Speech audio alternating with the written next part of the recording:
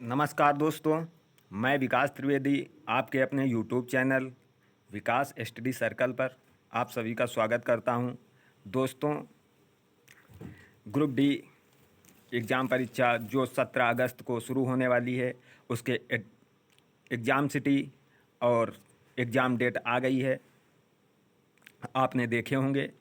तो इसीलिए हम आज लेकर आए हैं ग्रुप डी के लिए महत्वपूर्ण क्वेश्चनों की श्रृंखला, टॉप 100 महत्वपूर्ण क्वेश्चनों की श्रृंखला, जो ग्रुप डी के एग्ज़ाम की दृष्टि से बहुत ही महत्वपूर्ण रहने वाली है। तो एक बार इस वीडियो को ज़रूर देखें और ज़्यादा से ज़्यादा लाइक करें, शेयर करें और चैनल को सब्सक्राइब ज़रूर करें। दोस्तों, हमारे चैनल पर साइंस की क्लास भी चल रही है और करंट के कुछ स्टैटिक जीके के भी टॉपिक डाले गए हैं, तो आप ज़रूर देखें। तो वीडियो को बहुत जल्दी में शुरू करेंगे दोस्तों, क्योंकि 100 क्वेश्चन हैं और एग्ज़ाम भी बहुत जल्दी आ गया है। तो शुरू करते हैं। सबसे पहला क्वेश्चन, पक्षियों के अध्ययन के विज्ञान को क्या कहा जाता है? दोस्तों, पक्षियों के अध्ययन के विज्ञान को ऑर्निथोलॉजी कहते हैं। दोस्तों, पक्षियों के विज्ञान के अध्ययन को ऑर्निथोलॉजी कहा जाता है। अगला क्वेश्चन, हृदय और उसकी बीमारियों के अध्ययन को क्या कहा जाता है? कार्डियोलॉजी। दोस्तों, हृदय का अध्ययन कार्डियोलॉजी कहलाता है। उसके बाद अगले क्वेश्चन पर चलते हैं। Question number 3। क्वेश्चन नंबर 3 है हमारा, फाइकोलॉजी में किसका अध्ययन किया जाता है? दोस्तों, फाइकोलॉजी में शैवालों का अध्ययन किया जाता है। दोस्तों, यहाँ पर हम आपको बता दें, माइकोलॉजी में कवकों का अध्ययन करते हैं। दोस्तों, माइकोलॉजी में कवकों का अध्ययन करते हैं और फाइकोलॉजी में शैवालों का अध्ययन करते हैं। अगला क्वेश्चन हमारा है, मधुमक्खी पालन करने को क्या कहते हैं? यानी मधुमक्खी का अध्ययन किस में किया जाता है? एपीकल्चर में। एपीकल्चर में दोस्तों मधुमक्खी पालन का अध्ययन किया जाता है। उसके बाद अगले क्वेश्चन पर चलते हैं। क्वेश्चन नंबर 5 है हमारा, फूलों के अध्ययन को क्या कहा जाता है? दोस्तों, फूलों के अध्ययन को एंथोलॉजी। दोस्तों, फूलों के अध्ययन को एंथोलॉजी कहा जाता है। दोस्तों, अगला क्वेश्चन, कीटों का अध्ययन एंटमोलॉजी कहलाता है। दोस्तों, कीटों का अध्ययन एंटमोलॉजी कहलाता है। उसके बाद अगले क्वेश्चन पर चलते हैं। अगला क्वेश्चन नंबर 7 हमारा है, सेरीकल्चर में किसका अध्ययन किया जाता है? रेशम कीट पालन का। दोस्तों, सेरीकल्चर में अध्ययन हम करते हैं रेशम कीट पालन का। बहुत ध्यान से पढ़ना दोस्तों, बहुत ही इंपॉर्टेंट क्वेश्चन रहने वाले हैं ग्रुप डी के एग्जाम की दृष्टि से। और यूपी पीईटी में भी साइंस के 5 क्वेश्चन पूछे जाते हैं, तो बहुत ध्यान से पढ़ें। सेरीकल्चर में किसका अध्ययन किया जाता है? रेशम कीट पालन का। उसके बाद सब्जियों का अध्ययन क्या कहलाता है? ओलेरीकल्चर। दोस्तों, सब्जियों का अध्ययन कहलाता है ओलेरीकल्चर। उसके बाद क्वेश्चन नंबर 9 पर चलते हैं। क्वेश्चन नंबर 9 हमारा है विटीकल्चर में दोस्तों अंगूर का अध्ययन किया जाता है। विटीकल्चर में दोस्तों अंगूर का अध्ययन किया जाता है। उसके बाद अगला क्वेश्चन है क्वेश्चन नंबर 10, जेरोंटोलॉजी में वृद्धों का अध्ययन किया जाता है दोस्तों जेरोंटोलॉजी में। उसके बाद क्वेश्चन नंबर 11 पर चलते हैं। क्वेश्चन नंबर 11 हमारा है पैडोलॉजी में किसका अध्ययन किया जाता है? मृदा का, यानी मिट्टी का। दोस्तों, मृदा का अध्ययन किया जाता है पैडोलॉजी में। उसके बाद अस्थियों का अध्ययन दोस्तों ऑस्टियोलॉजी कहलाता है। अस्थियों का अध्ययन दोस्तों ऑस्टियोलॉजी कहलाता है। उसके बाद अगले क्वेश्चन पर चलते हैं, सर्पों के अध्ययन को। दोस्तों, सर्पों के अध्ययन को सर्पेंटोलॉजी कहते हैं। कुछ सर्पों के अध्ययन को सर्पेंटोलॉजी कहते हैं। तो दोस्तों, ये हमारी महत्वपूर्ण शाखाएं थी विज्ञान की, जो पूरे आने के चांस रहते हैं कि कोई भी एक शाखा पूछी जा सकती है। तो बहुत आसानी से इसको याद कर सकते हैं कि एंटमोलॉजी में कीटों का अध्ययन किया जाता है, फाइकोलॉजी में शैवालों का, और माइकोलॉजी में कवकों का अध्ययन किया जाता है। सर्पों का अध्ययन सर्पेंटोलॉजी में किया जाता है। उसके बाद हम दोस्तों अगले क्वेश्चन पर चलते हैं। उड़ने वाले जीवों में कौन सा पक्षी वर्ग में नहीं आता है? दोस्तों, पक्षी वर्ग में कौन सा नहीं आता है? चमगादड़। उड़ने वाले जीवों में कौन सा पक्षी वर्ग में नहीं आता है? चमगादड़।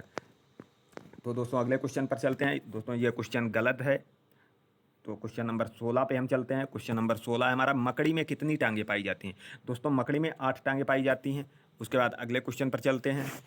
अगला क्वेश्चन हमारा है, चट्टानों पर उगने वाले पादप क्या कहलाते हैं? शैलोद्भिद कहलाते हैं। दोस्तों, चट्टानों पर उगने वाले पादप शैलोद्भिद कहलाते हैं। पौधों के किस भाग से हल्दी प्राप्त होती है? दोस्तों, तने से। दोस्तों, आलू भी एक तना है, और हल्दी भी तना ही है, तो हल्दी तने से प्राप्त होती है। उसके बाद अगला क्वेश्चन, मसालों में कौन सी एक पुष्पकलिका होती है? मसालों में कौन सी एक पुष्पकलिका होती है? लौंग। उसके बाद लहसुन की गंध का क्या कारण है? दोस्तों, लहसुन में गंध का कारण सल्फर यौगिक है, और प्याज में गंध का कारण एलिसिन है। दोस्तों, प्याज में गंध का कारण एलिसिन है और लहसुन में गंध का कारण सल्फर है। उसके बाद क्वेश्चन नंबर 21 पर चलते हैं दोस्तों। क्वेश्चन नंबर 21 हमारा है कि कुनैन किससे प्राप्त होती है? कुनैन किससे प्राप्त होती है? दोस्तों कुनैन जो है वो आवृत्त बीजी पादप से प्राप्त होती है। कुनैन यानी सिनकोना की छाल से प्राप्त होती है। दोस्तों ये सिनकोना की छाल से प्राप्त होती है जो आवृत्त बीजी पादप है। दोस्तों उम्मीद करता हूँ आपको समझ आ रहा होगा कि कुनैन किससे प्राप्त होती है। कुनैन सिनकोना की छाल से प्राप्त होती है और सिनकोना एक आवृत्त बीजी पादप है। उसके बाद सिनकोना की छाल से बनी औषधि किसके उपचार में प्रयोग की जाती है? दोस्तों सिनकोना की छाल से बनी औषधि मलेरिया के उपचार में प्रयोग की जाती है। अगले क्वेश्चन पर चलते हैं दोस्तों। अगला क्वेश्चन हमारा है, डूबने से हुई मृत्यु का पता लगाने के लिए किस टेस्ट का प्रयोग करते हैं? दोस्तों डूबने से हुई मृत्यु का पता लगाने के लिए किस टेस्ट का प्रयोग करते हैं? Diatom test. दोस्तों डूबने से मृत्यु हुई तो डायटम टेस्ट करते हैं। और अल्फांसो आम की प्रजाति को कौन सा ऊतक प्रभावित करता है? स्पंजी ऊतक। दोस्तों ये अल्फांसो जो है वो आम की किस्म है। दोस्तों आम का वैज्ञानिक नाम मैंगीफेरा इंडिका है। ये भी परीक्षा की दृष्टि से बहुत ही महत्वपूर्ण रहने वाला है, क्योंकि आम जो है वो हमारा राष्ट्रीय फल है। अगले क्वेश्चन पर चलते हैं दोस्तों। पौधे जो नमक युक्त मिट्टी में उगते हैं क्या कहलाते हैं? हैलोफाइट। दोस्तों पौधे जो नमक युक्त मिट्टी में उगते हैं वो हैलोफाइट कहलाते हैं। उसके बाद अगला क्वेश्चन, अधिकांश कीट किस अंग से श्वसन करते हैं? वातक तंत्र से। दोस्तों अधिकांश कीट किस अंग से श्वसन करते हैं? वातक तंत्र से करते हैं। उसके बाद अगला क्वेश्चन, सेब के फल में लाली आने का क्या कारण है? दोस्तों सेब में लाल रंग किसके कारण होता है? एंथोसाइनिन। और टमाटर में लाल रंग का कारण लाइकोपिन। दोस्तों टमाटर में लाल रंग का कारण लाइकोपिन होता है और सेब में फल आने का कारण, सेब में लाल रंग होने का कारण एंथोसाइनिन। यानी टमाटर में लाइकोपिन और सेब में एंथोसाइनिन। उसके बाद अगले क्वेश्चन पर चलते हैं। अगला क्वेश्चन है, कवक और शैवाल के बीच की कड़ी। दोस्तों ये क्वेश्चन बहुत ही इंपॉर्टेंट है, बहुत बार परीक्षाओं में पूछा गया है। कवक और शैवाल के बीच की कड़ी लाइकेन कहलाता है। लाइकेन, कवक और शैवाल के बीच की कड़ी लाइकेन। प्याज काटने पर कौन सा एंजाइम निष्कासित होता है? दोस्तों सिंथेज। प्याज के काटने पर कौन सा एंजाइम निष्कासित होता है? सिंथेज। उसके बाद अगला क्वेश्चन देखते हैं दोस्तों। अगला क्वेश्चन हमारा है, पपीते में पीले रंग का कारण। दोस्तों पपीते में पीले रंग का कारण है कैरिका जेंथिन। दोस्तों पपीते का बॉटैनिकल नेम है कैरिका पपाया।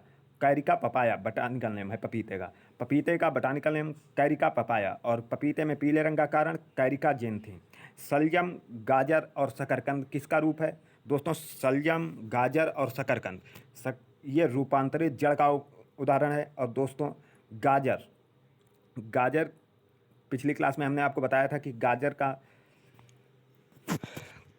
वैज्ञानिक नाम डाकस करोटा है। गाजर का वैज्ञानिक नाम डाकस करोटा है और ये रूपांतरित जड़ का एग्जाम्पल है। उसके बाद अगले क्वेश्चन पर चलते हैं। सोडियम बेंजोएट मुख्यतः किसका घटक है? दोस्तों सोडियम बेंजोएट किसका घटक है? कोशिका भित्ति का। डीएनए संरचना का सही मॉडल किसने दिया था? वाटसन एंड क्रिक ने दिया था। दोस्तों डीएनए संरचना का सही मॉडल वाटसन एंड क्रिक ने दिया था। और अगर क्वेश्चन आ जाए कि डीएनए संरचना का डुप्लीकेशन मॉडल किसने दिया था, यानी द्विगुणित मॉडल किसने दिया था, ये भी वाटसन एंड क्रिक ने दिया था। और ये दोस्तों मॉडल इन्होंने 1953 ईस्वी में दिया था। उसके बाद अगले क्वेश्चन पर चलते हैं और इसके लिए इन्हें नोबेल पुरस्कार भी मिला था। डीएनए का duplication model Watson and Crick ने 1953 में दिया था। उसके बाद अगले क्वेश्चन पर चलते हैं। यूकैरियोटिक सेल में प्लाज्मा झिल्ली किसकी बनी होती है? दोस्तों यूकैरियोटिक सेल में प्लाज्मा झिल्ली फास्फोलिपिड की बनी होती है। दोस्तों यूकैरियोटिक सेल में प्लाज्मा झिल्ली फास्फोलिपिड की बनी होती है। उसके बाद अगला क्वेश्चन, मानव शरीर में गुणसूत्र की संख्या कितनी होती है? 46। दोस्तों 46 यानी 23 जोड़ा होती है। मानव शरीर में गुणसूत्रों की संख्या 23 जोड़ा या 46 होती है। उसके बाद अगला क्वेश्चन देखते हैं। अगला क्वेश्चन है, मानव शरीर की कोशिकाओं में पाया जाने वाला मुख्य पदार्थ क्या है? दोस्तों मानव की शरीर की कोशिकाओं में पाया जाने वाला मुख्य पदार्थ प्रोटीन है। मानव शरीर की कोशिकाओं में पाया जाने वाला मुख्य पदार्थ प्रोटीन है। उसके बाद अगला क्वेश्चन है, पादप कोशिका और जंतु कोशिका में किसका मुख्य। दोस्तों ये क्वेश्चन पूरा नहीं आ रहा है तो इसको छोड़ देते हैं, इसको बाद में करते हैं, अगले वीडियो में कराएंगे। तब तक के लिए अगले क्वेश्चन पर चलते हैं। अगला क्वेश्चन दोस्तों हमारा है, कोशिकीय श्वसन का मुख्यतः केंद्र कौन सा है? दोस्तों कोशिकीय श्वसन का मुख्यतः केंद्र सूत्र कणिका है। किसी कोशिका में अचल संपत्ति किसको माना जाता है? न्यूक्लिक अम्ल को। दोस्तों अचल संपत्ति न्यूक्लिक अम्ल को माना जाता है। उसके बाद अगले क्वेश्चन पर चलते हैं दोस्तों। कोशिका में कौन सी पाचन थैली अथवा मृत्यु की थैली कहलाता है? दोस्तों लाइसोसोम मृत्यु की थैली। कोशिका में मृत्यु की थैली लाइसोसोम को कहते हैं। दोस्तों लाइसोसोम की खोज डी डुए नामक वैज्ञानिक ने की थी।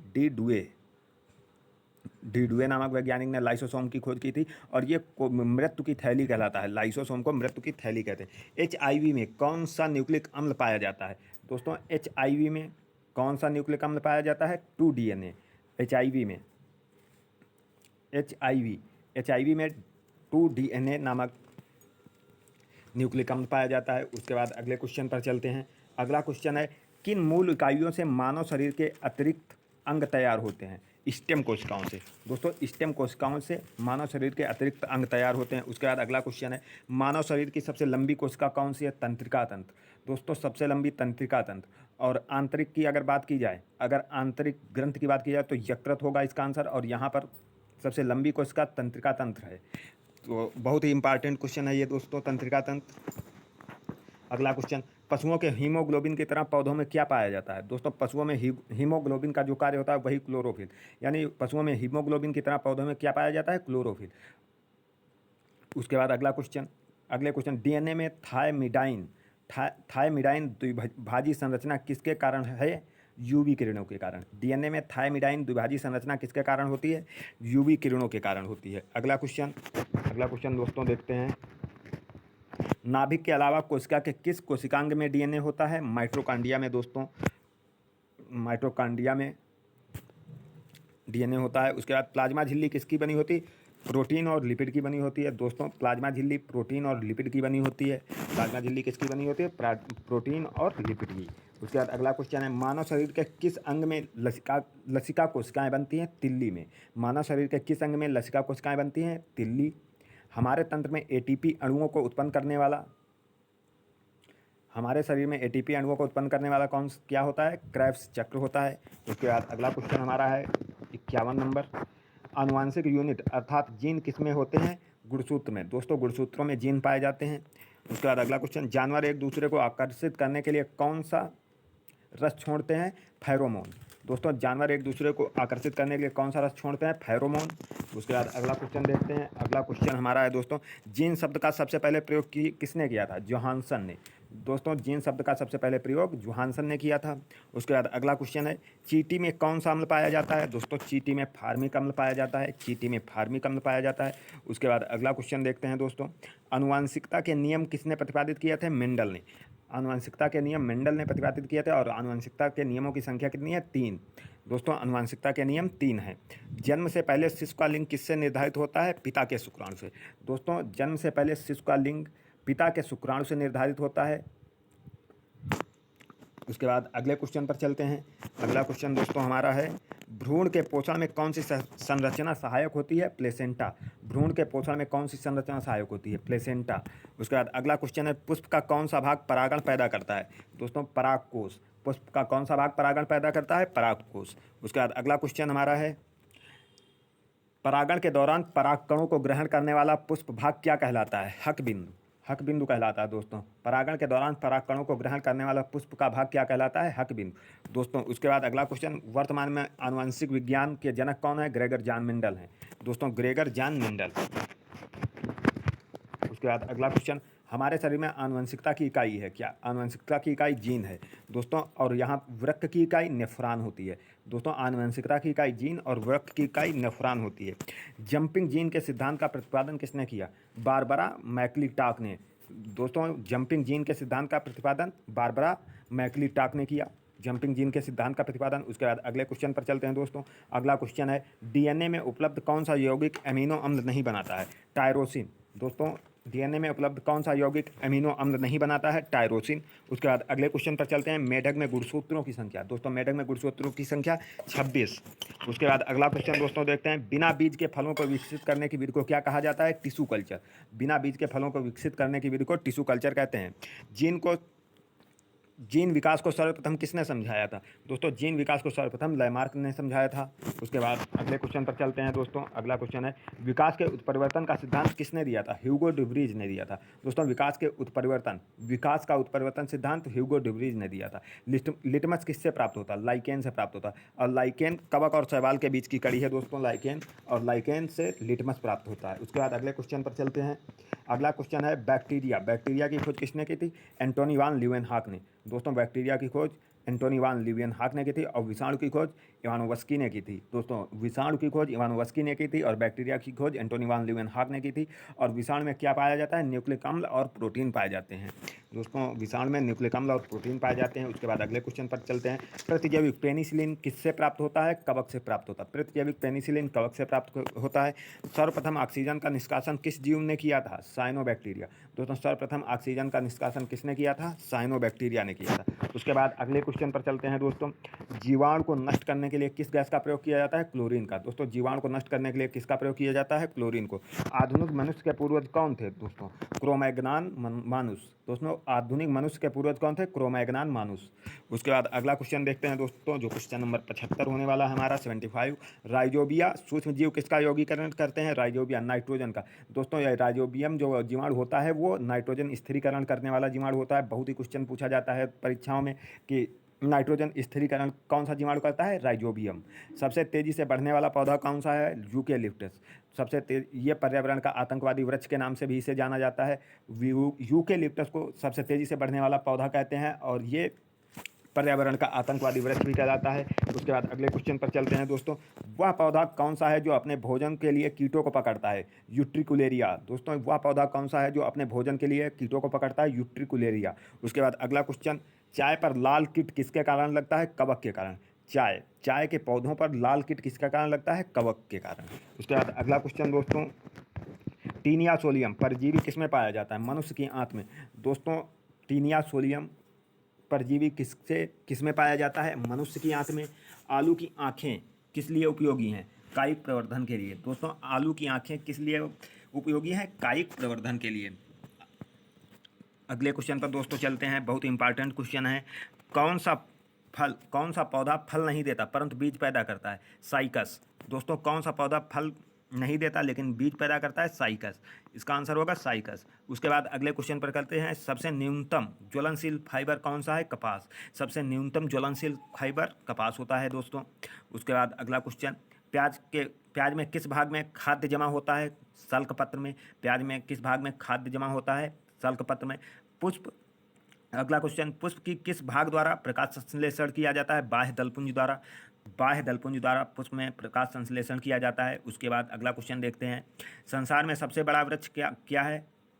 Redwood sequoia. दोस्तों संसार का सबसे बड़ा वृक्ष रेडवुड सिकोया है। और सबसे छोटा आवृतबीजी पौधा कौन सा है? लेमना। दोस्तों सबसे छोटा आवृतबीजी पौधा लेमना है। उसके बाद अगले क्वेश्चन पर चलते हैं दोस्तों। सबसे बड़ा फल लेडोसिया का होता है। दोस्तों सबसे बड़ा फल लेडोसिया होता है। और सबसे बड़ा नर युग्मक किसका है? साइकस का। सबसे बड़ा नर युग्मक साइकस का होता है दोस्तों। उसके बाद अगले क्वेश्चन पर चलते हैं। किस पौधे के फलों को भूमि के नीचे पाया जाता है? दोस्तों मूंगफली। किस पौधे के फलों को भूमि के नीचे पाया जाता है? मूंगफली। उसके बाद अगला क्वेश्चन है। पादप जगत का सर्प किसे कहा जाता है? टेरिडोफाइट्स। दोस्तों पादप जगत का सर्प किसे कहा जाता है? टेरिडोफाइट्स को। उसके बाद अगला क्वेश्चन हमारा है। पादप जगत का जोकर किसे कहा जाता है? माइकोप्लाज्मा को। माइकोप्लाज्मा को कहा जाता है। संयुक्त पर्ण वाला पौधा कौन सा होता है? दोस्तों संयुक्त पर्ण वाला पौधा नारियल होता है। उसके बाद अगला क्वेश्चन हमारा है दोस्तों। कौन सा लवण मानव हड्डियों में सर्वाधिक पाया जाता है? Calcium sulphate. दोस्तों मानव हड्डियों में सर्वाधिक कौन सा पाया जाता है? Calcium sulphate. उसके बाद अगला क्वेश्चन। पौधों में पानी का संवहन कौन सा ऊतक करता है? जाइलम ऊतक। पौधों में पानी का संवहन जाइलम ऊतक करता है और पौधों में खाने का संवहन फाइलम ऊतक करता है। दोस्तों पौधों में खाने का संवहन फाइलम और जल का जाइलम। उसके बाद अगले क्वेश्चन पर चलते हैं दोस्तों। पौधे के किस भाग को केसर के रूप में इस्तेमाल किया जाता है? वर्तिका और वर्तिकाग्र को। केसर वर्तिका और वर्तिकाग्र से प्राप्त होता है दोस्तों। उसके बाद अगला क्वेश्चन। प्रकाश संश्लेषण के समय निकलने वाली गैस का क्या नाम है? ऑक्सीजन। O2 oxygen. उसके बाद अगला क्वेश्चन दोस्तों। प्रकाश संश्लेषण की दर किस रंग के प्रकाश में सर्वाधिक होती है? बहुत ही इंपॉर्टेंट क्वेश्चन है दोस्तों। प्रकाश संश्लेषण की दर किस रंग के प्रकाश में सर्वाधिक होती है? लाल प्रकाश में। उसके बाद अगला क्वेश्चन। प्रकाश संश्लेषण की क्रिया में कौन सा वर्णक पिगमेंट का कार्य करता है? क्लोरोफिल। प्रकाश संश्लेषण की क्रिया में कौन सा वर्णक पिगमेंट का कार्य करता है? क्लोरोफिल दोस्तों। उसके बाद अगला क्वेश्चन है दोस्तों। अगला क्वेश्चन 99 नंबर का क्वेश्चन हमारा है। कौन सा तत्व पौधे में पानी और कैल्शियम के अवशोषण को बढ़ाता है? इसका आंसर होगा बोरोन। दोस्तों बोरान। कौन सा तत्व पौधे में पानी और कैल्शियम के अवशोषण को बढ़ाता है? बोरान। उसके बाद आज का हमारा आखिरी क्वेश्चन है दोस्तों, श्वसन किस प्रकार की क्रिया है? अपचयी क्रिया है। बहुत ही इंपॉर्टेंट क्वेश्चन है दोस्तों, श्वसन किस प्रकार की क्रिया है? अपचयी क्रिया है दोस्तों। दोस्तों एक बार इस प्रैक्टिस सेट को जरूर करके जाना पेपर देने के लिए, बहुत ही इम्पॉर्टेंट और बहुत ही महत्वपूर्ण क्वेश्चन है। तो मिलते हैं अगले वीडियो में, तब तक के लिए धन्यवाद। और दोस्तों ज़्यादा से ज़्यादा वीडियो को लाइक करें, शेयर करें और चैनल को सब्सक्राइब करें। धन्यवाद।